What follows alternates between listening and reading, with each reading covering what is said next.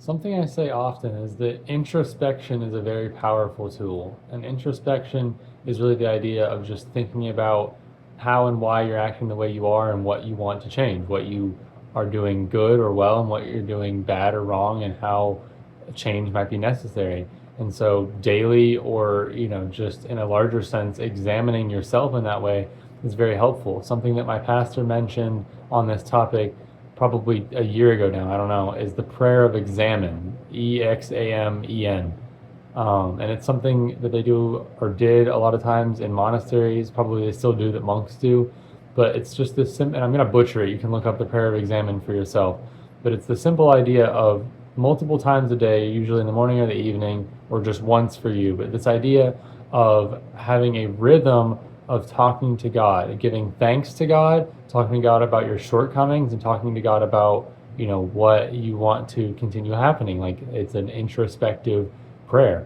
And so you're thanking God for what He's gave you, you're asking God for what you need, and you're admitting where you've messed up and where you need God's grace. And so it goes along with all kinds of stuff and prayer and repentance, but just the idea of thinking consciously about those things. Some amazing questions to ask yourself, whether you believe in Jesus or not, is a good way to get people start thinking and caring about themselves in the right direction, I guess. But that I stole from Cliff. I'm not going to be able to pronounce his name, but Ask Cliff, the YouTube channel. And so it's this idea of asking, like, what are you living for? And what is the evidence that what you're living for is true or reliable? Because we all have faith. We put our faith in things. This idea of faith, that I put faith in this chair when I sit down on it, and I don't inspect the whole thing and look at every piece of it to make sure it won't fall apart when I sit in it. I have faith in that. Or a car, or I have a faith that, you have faith when you go to sleep and you trust that your roommate won't steal from you in the middle of the night, right?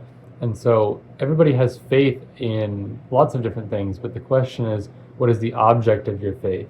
As Christians, the Bible is so historically reliable, and Jesus is so present in our lives, and we keep seeing the fruit of bringing things to Him, that it is faith based on evidence, faith built on a solid rock, built in a secure place that we can continue to grow in. And so then introspection becomes a not selfish growth pursuit, but a very healthy admission of shortcomings, not to be better than anybody, but to better myself so that I can better help others. I need to be filled up with the love of God to be able to pour that love out, or have that love overflow out of me to other people. So just take some time, take 5 minutes away from the YouTube shorts and do some introspection.